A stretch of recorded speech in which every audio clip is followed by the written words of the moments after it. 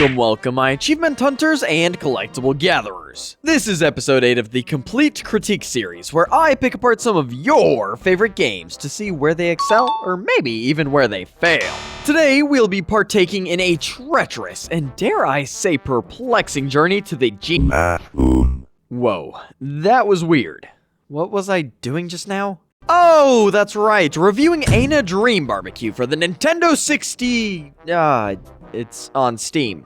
A common mistake, but a sad mistake. I swear, it looks straight out of the ancient times where controllers were shaped like either pitchforks, bomb detonators, or just alien technology. And I'm gonna get it out of the way and state up front that Ana, as a property, has not been on my radar at all before this game. It sorta just phased into existence one day and looked quite interesting, so I gave it a gander and was greatly delighted. Though now that I'm here, it kinda feels like there's no turning back for me. Soon enough, I'm gonna have a Japanese man in a frog suit telling me I'm the crazy one, even though I'm certain this little unemployed bozo is freaking insane. Okay, my mind is empty, I am formless, mayhaps even shapeless, like toilet water. I suppose I should be getting on with the meat of the video, yeah? After all, I'm pretty sure I know you better than you know you, and you are bored. But if you're somehow not, that means I'm doing a good job. I'll be critiquing 8 absurdly nonsensical categories for our two-faced employee of the month. These, of course, being storyline, gameplay, characters, enemies, locations, aesthetic, music, and content. And a quick notice before we begin, but this critique only applies to the first chapter of the game, because it is the only chapter of the game. There are future ones in the works as we speak, so my scores will probably change in the long run. You may have also noticed that I left one section blank, being enemies. Yeah, this is somehow the first critique I've done where one of the 8 categories doesn't apply. So I'll explain everything once we actually get to that part of the video. Without further ado, let's completely critique Ana Dream BBQ. Halt, weary traveler! This is an analysis and not just some layman's review. Meaning there will be plenty of spoilungas ahead. You have been warned.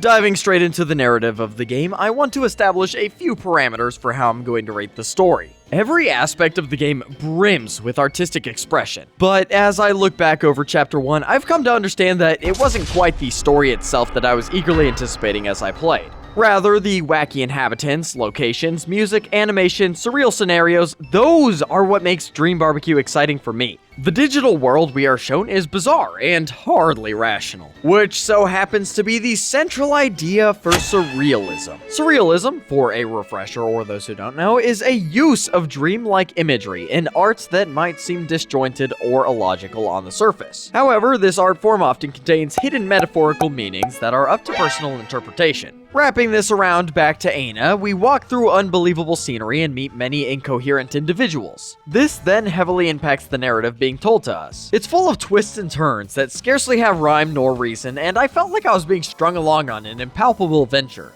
Cause that's exactly what's happening. I wasn't presented with a straightforward linear story. Hell, I don't think I was given any plot that isn't just ambiguous dialogue. Who would have thought that the game would emphasize the surreal in surrealism? You can see inspiration from similarly unusual settings in Yume Nikki or LSD Dream Emulator, but at least here we actually get a discernible story. It's really hard to explain, but Ana's narrative makes, complete sense, but also none at all simultaneously. Ana herself has one goal: to reach the genie of the lonely door and deactivate the smoke machine that's mucking up the overworld. All of this for the sole purpose of gaining access to the enigmatic boss. One of the things I found endearing about the introductions to all NPCs you'll find is their tendency to claim themselves to be said boss. Why are they like this? What reason do these people have to lie about being the boss we're searching for? And that's just one example of many intriguing questions that may or may not receive answers in future chapters. Furthermore, what's up with all the war imagery? From the symbolism of planes overhead, raining bullets, and Ana's distinct military peaked cap, there's a lot pointing to World War II. In addition, there's Aina's particular use of the word target, or her talk about sending the boss down the drain, which sounds rather sinister. And once you finally do enter the bathroom at the later point in the chapter, there's even a confession stall next to the side. So it seems plausible that our Aina was a soldier in the past who potentially committed a war crime and is now ostracized because of it. No, like for real, they despise me. I don't know what I did, but damn, it must have been bad. I will say that the ending of this chapter was an interesting place to leave off. After completing your mission of shutting down the smoke machine, the lonely door begins to decay. As Aina is attempting to escape, she arrives too little too late to the exit, becoming entombed in a pyramid of blocks. A mannequin then busts out of her body, falls into the depths below, and what happened next might shock you. I am the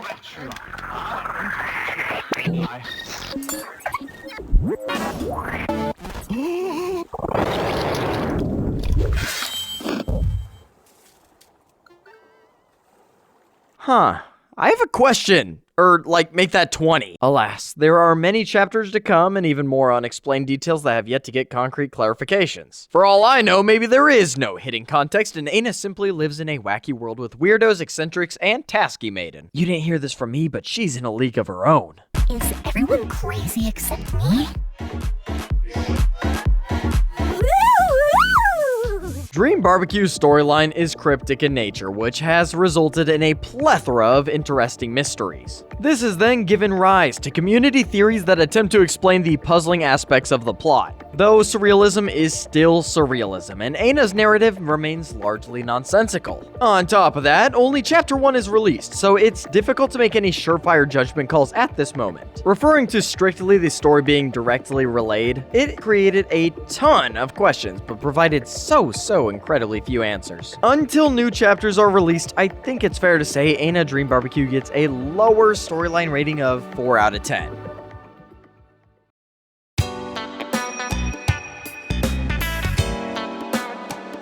Okay, how can I describe the gameplay in the nicest way possible? I know, it puts the sh in art.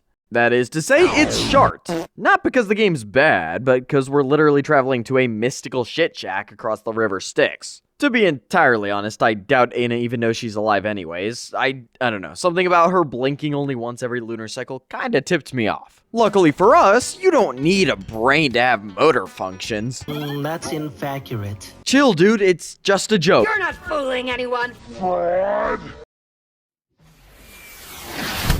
Anyways, enough tiptoeing around it. The game's a walking simulator. Nothing more, nothing less. Wait, that's not right. You have incredible mechanics, such as thrilling parkour that'll have your heart doing somersaults, or walking across a beam made of my good old friend Larry. Good work, Larry! Keep this up and I might let you see your family again. Aside from those stupendous options, you're gonna be walking.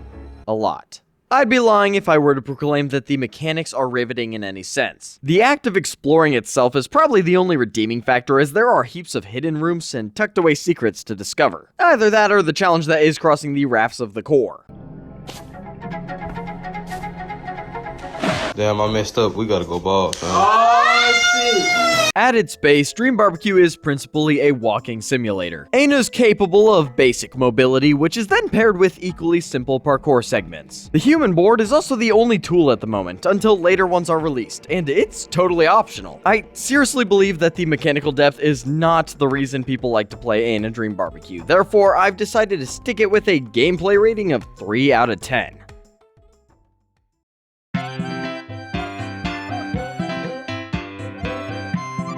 Now that we got those two weaker scoring sections out of the way, it's time to talk about where Dream BBQ really shines. Its absurdity. The various characters littered around this dreamscape are an absolute treat to interact with. Probably some of the funniest NPCs I have ever met due to how batshit insane they are. A good word for the cast in general is just chaotic. In fact, Aina Dream BBQ might be one of the few games where I've made an effort to speak with each and every character I could find. And yes, this also went for the nameless Coral Pants and Blob dudes, as even their dialogue was worth a few seconds. Expressivity is on full blast, with NPCs having unique animations, voice acting, and art styles. Let me just give you guys an idea on how diverse this roster of watchlist wannabes is. We have Kane, a bundle of energy who may or may not be into illegal business. The Shaman, an eccentric wizard with boundless knowledge, and also questionable ethics. May the gods forgive me for what I'm about to do!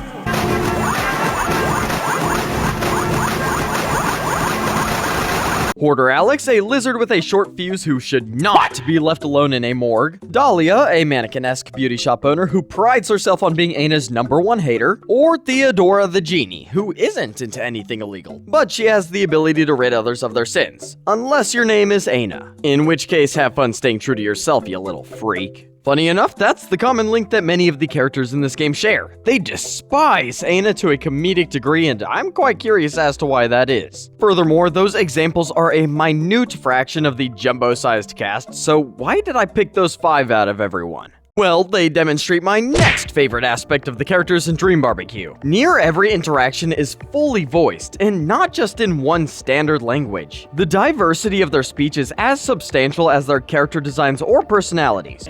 Pensavi davvero che ti avrei lasciato passare perché hai fatto una cattiva azione? Ma non essere un idiota!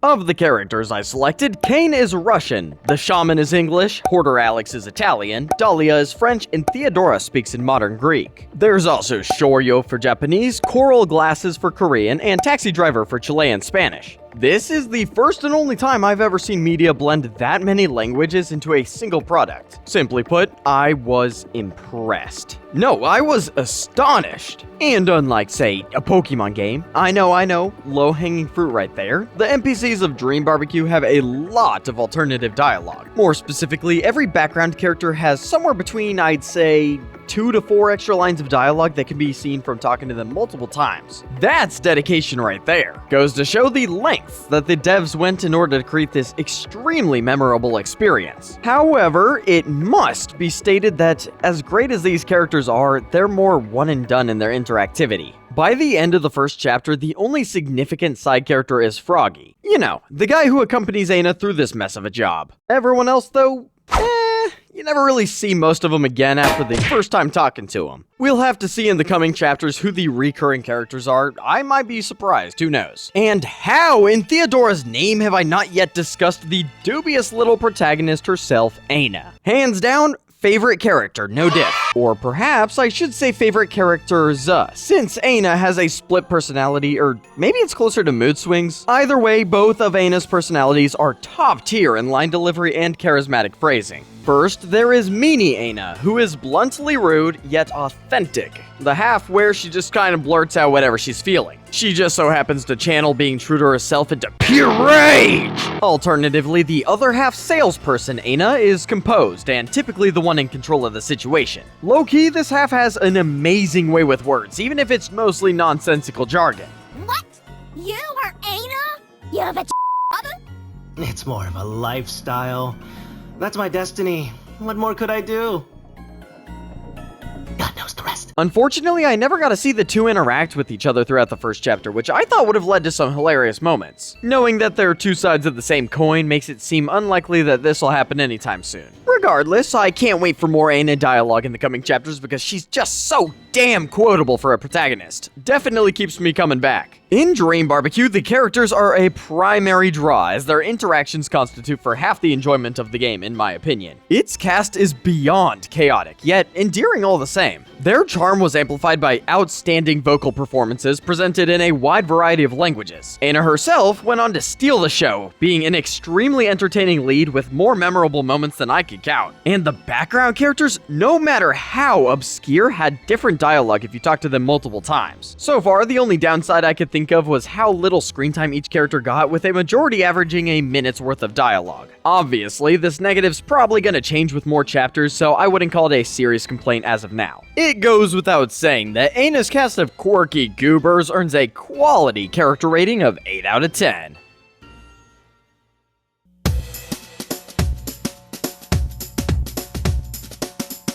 The time has finally arrived. What?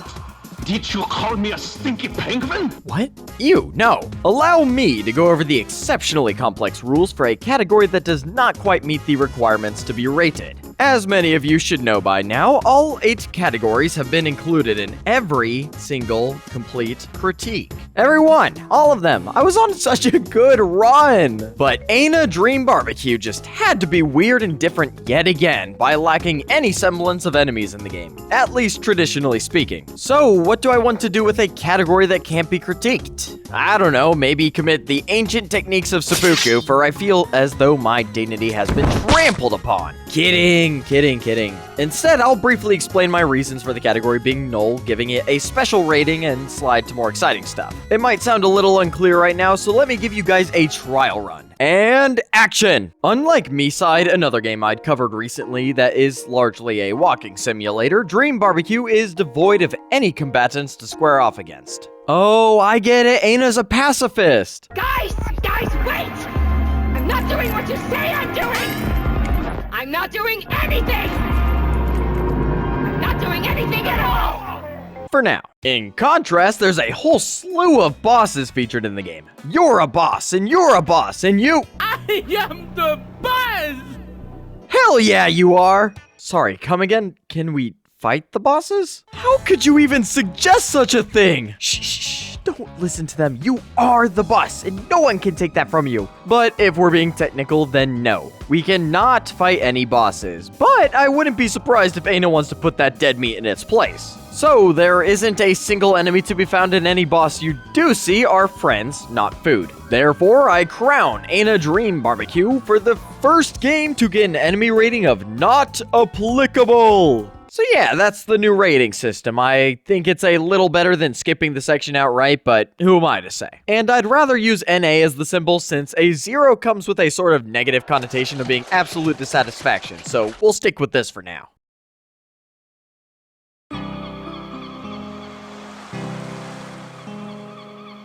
We are officially halfway through the video. Firstly, thank you for kindly sticking around. If you'd like to see more of these videos in the future, feel free to subscribe. It'd be a shame if you didn't make it into the next one. I have a spot reserved just for you after all. Apologies, dear sir. Of course this isn't your seat. I'd feel bad for anyone with that name. Secondly, Sponsor my demons! Feed me the cash! I thought I told you we weren't begging for money, Aina. Just go sit in the corner over there and play with an hourglass or something. So, anyways, that's it. Subscribe or get atomized. Bless you for your business.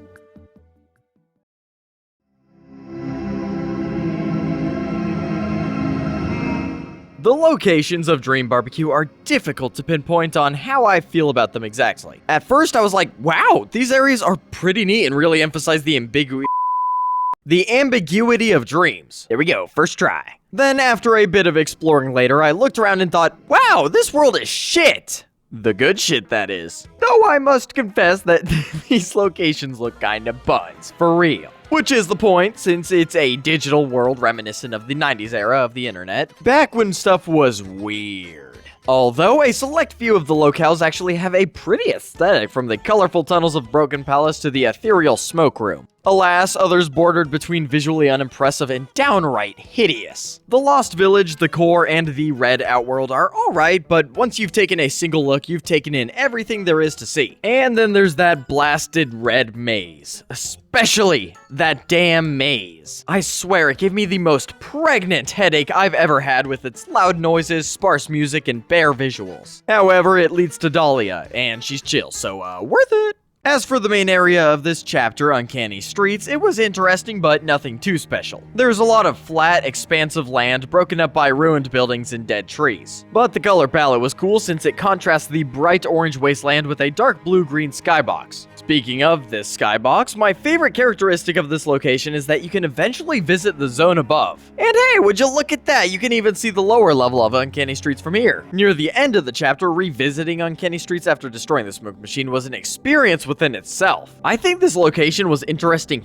for its lack of detail. The path leading up to it consists of 3 decaying sections, a gray bathroom, a series of open rooms, and a collection of hallways. Each of these are based on previous rooms you can enter, being theater Anadora's bathroom, the purge event, and the theater. I love that you can immediately see the damage that Ana has caused by shutting down the smoke machine. And you'd think that's bad. Following this, you find your way back in Uncanny Streets, but something's a little off. There are hardly any features remaining from the original. The towering red bridge has become a floating PNG. The boat you initially exit is now a husk of its former self, appearing more blocky and colorless. And my awesome double-decker taxi, my sweet little yellow cab, reduced to a mere laughingstock. I think I'm gonna be sick. Quick, let's talk about something else before I cry. Locations in Dream BBQ are typically on the smaller end, with points of interest within close proximity of each other. The compact design is a double-edged sword, since it means spending minimal time in various places, yet allows for numerous hidden spaces or Easter eggs to discover. And that's a plus for me, don't know about you guys. Some more notable secrets that I've found include the window where you can see another Ana in the distance, a colony of the childlike watchers dancing in a circle that you can reach by parkouring up the Uncanny Street cliffsides, or Nonkalicious Jongitude, a gorilla who talks way too much. Oh, and who could possibly forget the file compressor that comedically squishes a file until it explodes?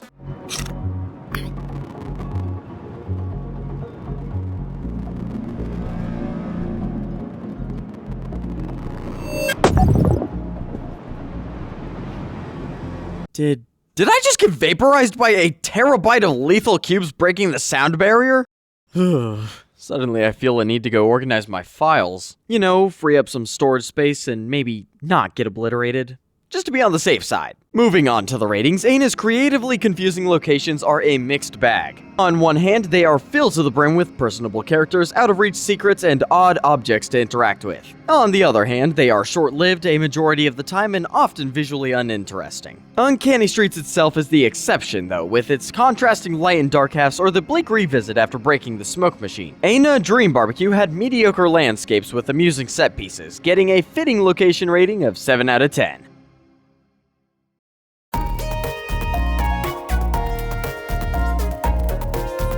Aside from Ana's antics, the art style and character animation is what really got me amped for this game. First, let's talk about character designs. What made the cast of characters particularly memorable was the variation in art direction. The range is insane, covering hand-drawn 2D, pixel art, paper graphics, CDI-inspired, abstract 3D, early console-era 3D, or realism. If memory serves, there are no two characters who look even remotely alike unless it was intentional. It helps that a lot of these characters take inspiration from popular or traditional cultures because it gives them familiarity along with distinct appearances. Many are obvious references, like Dratula being based on Count Orlok, or the Nunkey Jonk similarities to Donkey Kong, in name at least. Now, I wouldn't be so crass to say my main man Donkey Kong is even half the freak this creature is. Other characters had origins that were fun to learn about as well. For instance, did you know that our main duo, Ana and Froggy, are based on the lead characters from a Japanese educational children's show called Takirukana? Or Tasky Maiden having influence from ancient Peru's Chimu textile art? You already knew these? I'm living under a building? Wait, that's not even how the saying goes. Ha! Well, I bet you didn't know about this catapult that I ever so discreetly tucked away into the corner of your room. Ah yes, what you had once thought to be your beloved feline Meowster Beans III is actually a weapon designed to annoy you whenever you ask a stupid question. Did I hide it in a cat because it's a cat-apult? Of course I did! What kind of idiocracy are you spouting? Yeah! And now, feast your all-seeing third eyes on the expressive animations of these lovable entities. I'll backpedal to Froggy first because 1, his facial expressions are hilarious, and 2, he never stops moving, which makes for an outstanding example of Dream BBQ's cutscene-like encounters. おい専門外のことはよせみんな誤解するぞ And he's only one of many. Other memorably animated characters include the Shaman with his over-the-top gestures, Tasky Maiden with her mischievous demeanor, or Hoarder Alex with his erratic motions. It's mind-boggling to think about the amount of hours that were poured into creating the substantial cast of lively individuals. Ana herself takes it a step even further. Of course, she has her own repertoire of silly animations and poses, many of which are funny internet references. But surprisingly, Ana has plenty more for simply interacting with with the world around her. She can poke, plow, and pet her way through abnormal environments. Opening your inventory is flashy as well. The animation of her hands grasping for the pamphlet is so smooth. Hell, even the introductory scene is Aina tearing her way into the first location. None of these were necessary, yet all of them are entirely appreciated. Aina Dream Barbecue has outdone itself in its melting pot of art styles and cultures. First and foremost is the nostalgic blend of 90s computer graphics in the 3D, 2D, and CDI characters or environments. Designs aside, there's an impressive amount of animations that make every single conversation feel like cutscenes with their quality. I also enjoyed Aina's personal animations for simple actions such as interacting with objects or opening her inventory. I suppose the art style could be a downside if you're allergic to millennials, which I mean fair enough. If this game's one thing, it's an art piece. The first chapter in what I hope is an experience I'll never forget. As of now, Aina Dream Barbecue gets an overwhelmingly positive aesthetic rating of 10 out of 10 on its first impression.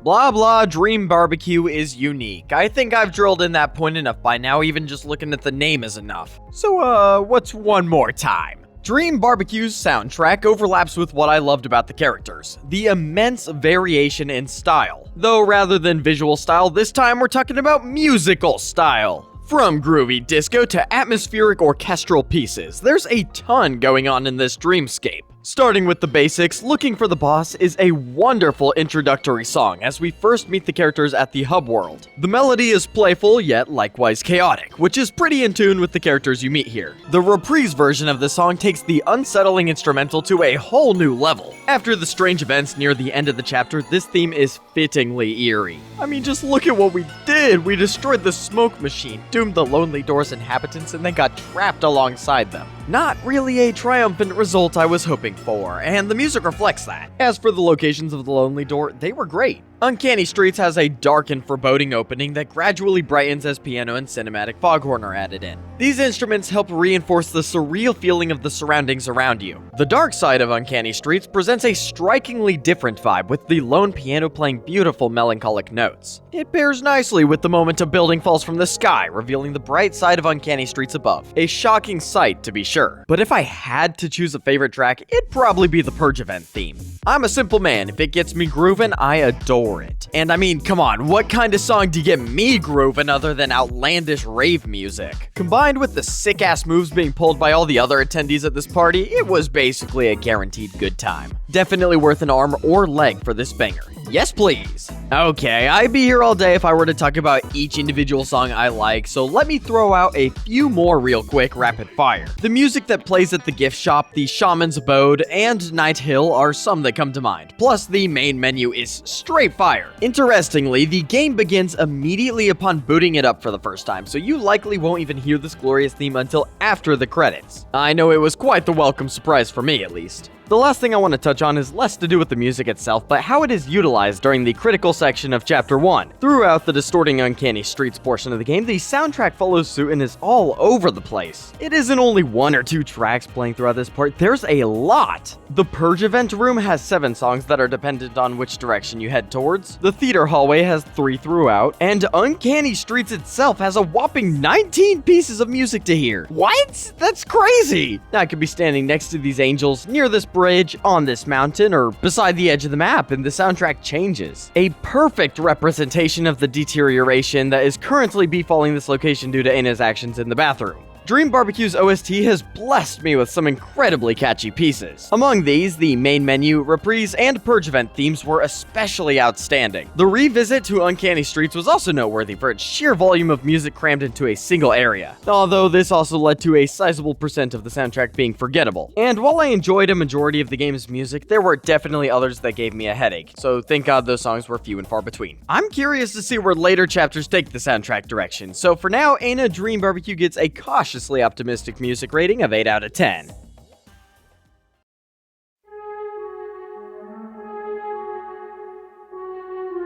There's a good chance you've gathered by now that this game is short. out. I mean, come on, guys, a single chapter is out. I don't know what you're expecting. One of the strengths of this first chapter, though, lies in its replayability. You see, Aina has a single goal, but that don't mean she can't reach that goal using multiple methods. The story actually has two primary points of diversion that result in separate events occurring. During Aina's first visit to Uncanny Streets, she is confronted with two choices. Either help the denizens of the area and craft my boy Larry, who you can then use to ascend to the plane of gods, or if you'd for some reason like to avoid violating basic human rights, you can take a taxi to the Purge event, where your entire goal is to get eaten. Wow, okay, that's entirely a lose-lose situation right there. What the fuck? These two paths then reconverge as you reach the core with the massive porta potty in the distance. It is here that you are granted two more options. The first, and much more strenuous to pull off, is to parkour across a hallucinogenic river and get your sins unforgiven by a genie that despises your very existence. Or, if you're sober, therefore failing the first leap of faith immediately, you can travel to a village full of sentient gummy bears. And jokes on that genie from earlier, they're dead!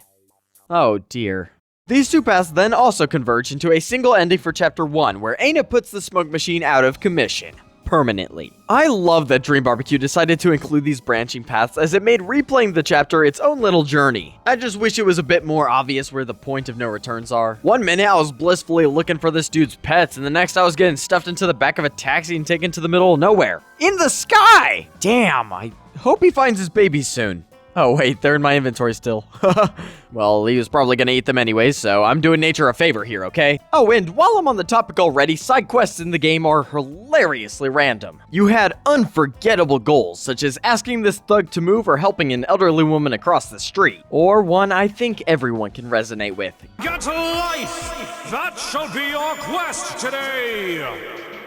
Alright, the quests aren't that interesting, but any reason to interact with this wild cast of characters is a good as reason as any. And this wouldn't be considered an authentic 100% Hunter video if I didn't waste your precious seconds on this planet yapping about achievements. I mean, seriously, the Hunter in my name directly translates to Achievement Hunter, or for a very practical abbreviation, Anyways, achievements in this game were extremely obscure. I obtained a single one after my entire first playthrough. Want to know what it was?